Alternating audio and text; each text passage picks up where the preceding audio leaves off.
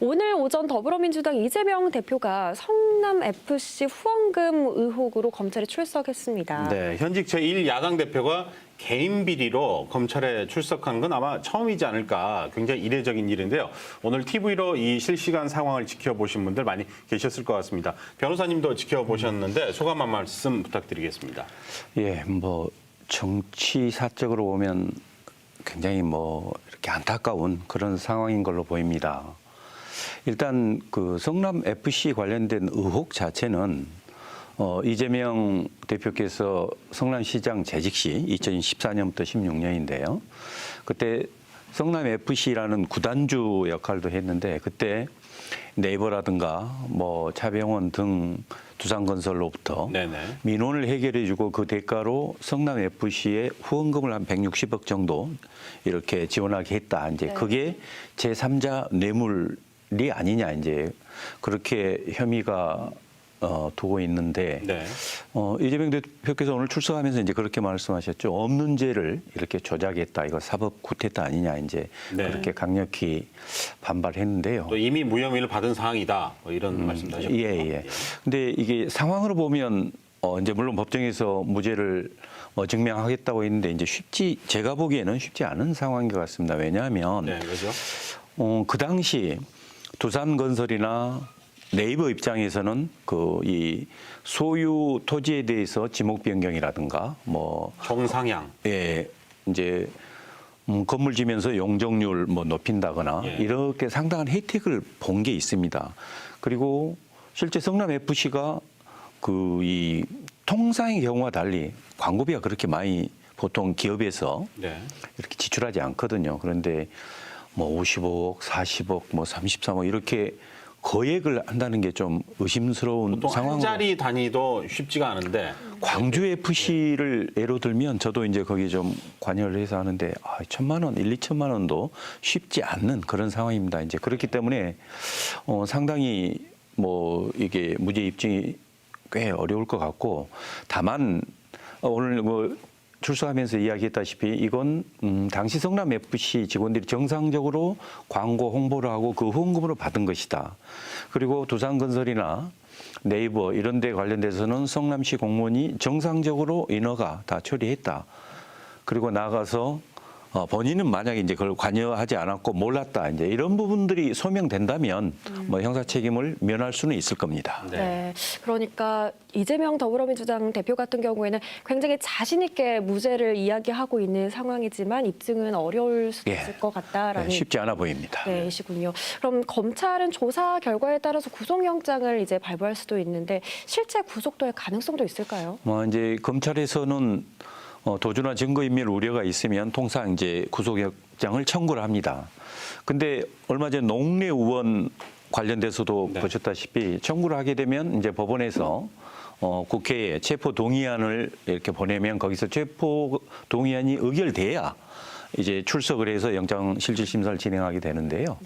민주당이 절대 다수 의석을 점하고 있어서 체포 동의안이 통과될 가능성도 굉장히 낮고 그리고 현직 제1야당 대표가 도주 우려가 있다 이렇게 보기는 어려울 걸로 보입니다. 그래서 통상은 영장 청구까지는 가기 어렵지 않나 이렇게 예측합니다. 그래서 이제 이례적으로 일반적으로 나온 이야기가 기소는 된다. 그러나 구속은 어렵다. 그래서 불구속 기소가 될 것이다. 이런 이야기들이 이제 대세로 그렇습니다. 나오고. 실제로 그 두산건설 당시 대표와 성남시의 전략추진 팀장이 지금 현재 기소돼 재판을 받고 있고 그 공소장에 정진상 실장이라든가 이재명 당시 시장의 공범으로 또 기재까지 되어 있는 그런 상황입니다.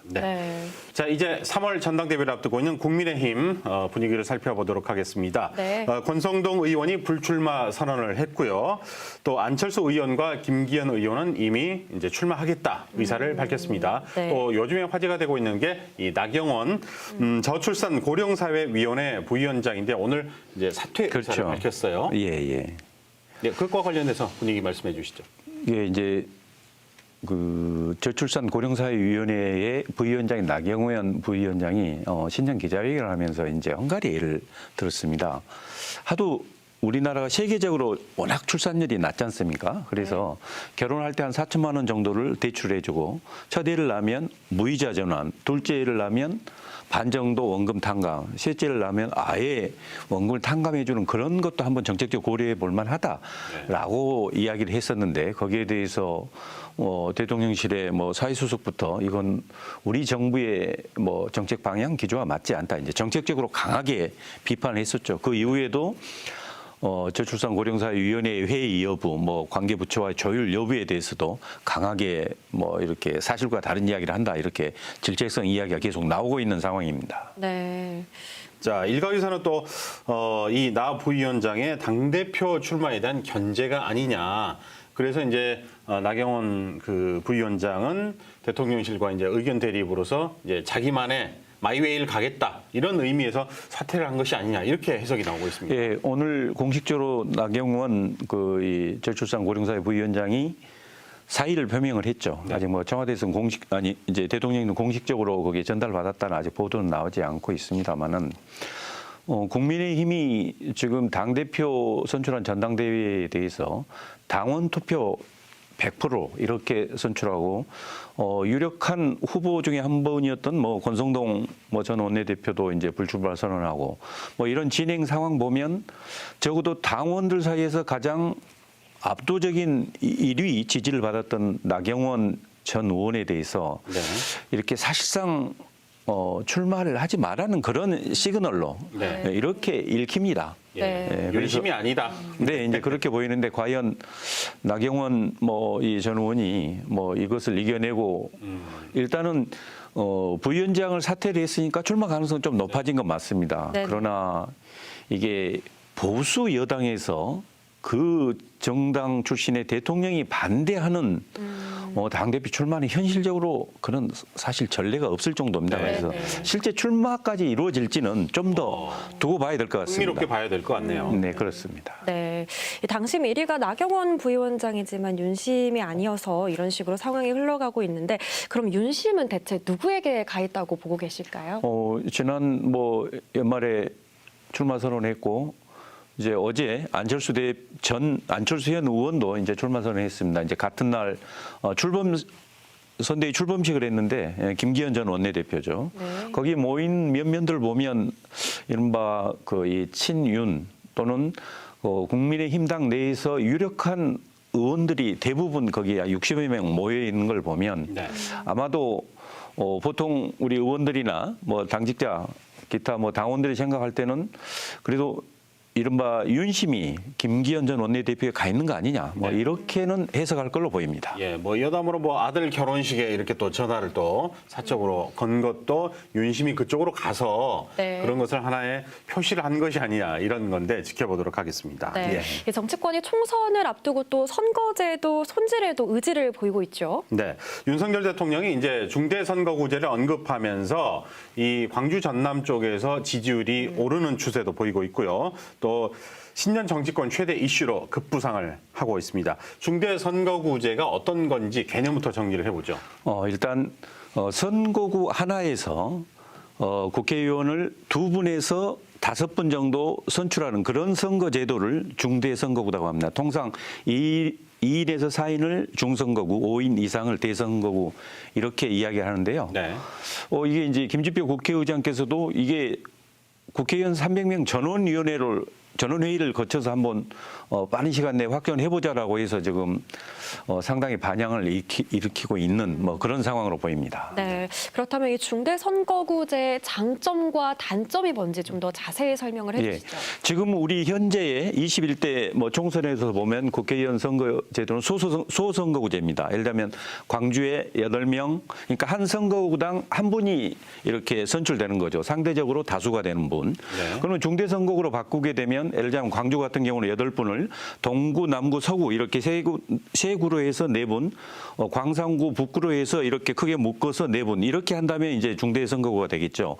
여기 보면 알 수 있듯이 소선거구로 하면 한 선거구에서 한 분 뽑으면 이제 상대 다수가 대표가 되기 때문에 예를 들면 40%만 얻어도 당선이 됩니다. 그러면 나머지 다른 후보한테 그러니까 2순위, 3순위 다 합치면 60% 정도 될 수도 있는데 네. 그 표는 사실 이제 사표, 의미 없는 표가 돼버리죠. 전국적으로 기준으로 하면 한 40% 정도밖에 지지를 안 받았는데 뭐 과반수 정당이 되는 이런 현상이 나타나서 민심 그대로가 제대로 반영 안 된다는 뜻이 있죠. 그런 점에서 그러면 그 다수 국민의 의사를 반영되는 그런 선거제도를 만들자. 그래서 예를 들자면 대선거구로 중대선거구로 하게 되면 1위 40%, 2위 30%, 20% 그러면 3위까지 세 사람이 된다면 90%의 유권자의 의사가 반영되는 거죠. 이제 이런 점에서는 다수 의견이 반영되긴 하지만 역시 소수선거구제 할 때는 누가 후보인지 우리 지역구 유권자들이 다 압니다. 네. 근데 중대선거구로 가면 이게 누군지 잘 모르겠죠. 네. 통상 보면 의원 내각제를 채택한 국가에서 중대 선거구로 갑니다. 그런데 그렇게 하면 물론 이제 많은 유권자의 뜻이 반영되겠지만 이게 양당제보다는 다당제가 되고 그러면 전국이 좀 혼란스러운 좀 그런 측면도 있고 선거구가 넓다 보니 또 비용도 많이 들고 네. 그러면 넓은 선거구에 인지도 높은 사람이 당선이 유력해지고 네. 그런 또 단점들이 있습니다. 예. 저희가 뭐 생각지도 못한 그런 또 단점이 있으니까 조금 시간이 걸리지 않을까, 예. 네. 받아들이는 또 마음도 필요하지 않을까 이런 생각이 드는데 그렇다면 당장 내년 총선에 대통령이 강력하게 밀어붙인다면 적용이 될지 아니면 그 이외에 뭐 다수의 어떤 분위기가 휩쓸린다면 적용이 될지 그것도 말씀을 해 주시죠. 역대 우리 선거제도 관련 논의될 때 이게 참 어렵습니다. 지난번 그러니까 21대 총선을 앞둔 지난번 20대 국회에서도 참 어려웠는데요. 지금 모든 의원들이 민심이 최대한 반영되는 선거제도를 만들자 여기에는 동의를 합니다. 그러면 방법을 어떻게 하느냐. 예를 들자면 지금 대체적으로 제한되는 것처럼 중대선거구로 가는 방법이 옳으냐.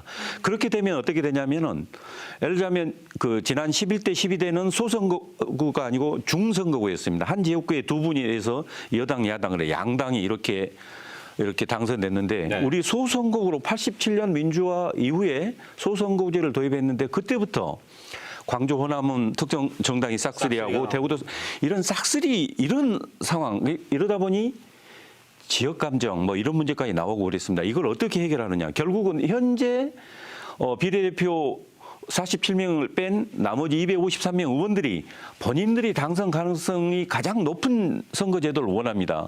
그러려면 국회의원 정수를 300명 이상으로 더 넘기면 본인들도 동의하겠죠. 그러나 본인들 당선 가능성이 낮아지는 그런 선거제도를 동의하기 어렵죠. 네. 그러니까 현실적으로는 너무 어렵습니다. 그러다 보니 심지어 비례대표도 지난번에 보면 이른바 준연동형이다 그래가지고 제대로 사실 기형적 제도가 됐는데 그마저도 이른바 비례위성정당 양당 다 만들면서 참 묘한 상황이 벌어졌지 않습니까? 네. 그래서 선거제도 합의는 정말 어려워 보입니다. 네. 아마도 현재 소선거구에서 아마 비례성 보완하는 이제 비례대표를 지난번과는 좀 준연동형이 아니라 전부 다 연동형으로 하게 그 정도로 그거부터 개선될 가능성이 크다. 네. 그렇습니다. 네, 이렇게 선거제도 개편까지 함께 이야기를 나눠봤는데요. 사실 선거제도 개편은 누구보다 우리 시민들이 꼭 알아야 할 문제라고 생각을 합니다. 어떤 식으로 개편이 될지 또 그 방향은 옳은 방향일지 민주도시에서도 계속 관심을 갖고 다뤄볼 수 있도록 하겠습니다. 네. 정치권 소식을 명쾌하고 쉽게 또 송기석 변호사 모시고 저희가 이야기를 나눠봤습니다. 오늘 나와주셔서 고맙습니다. 네, 고맙습니다.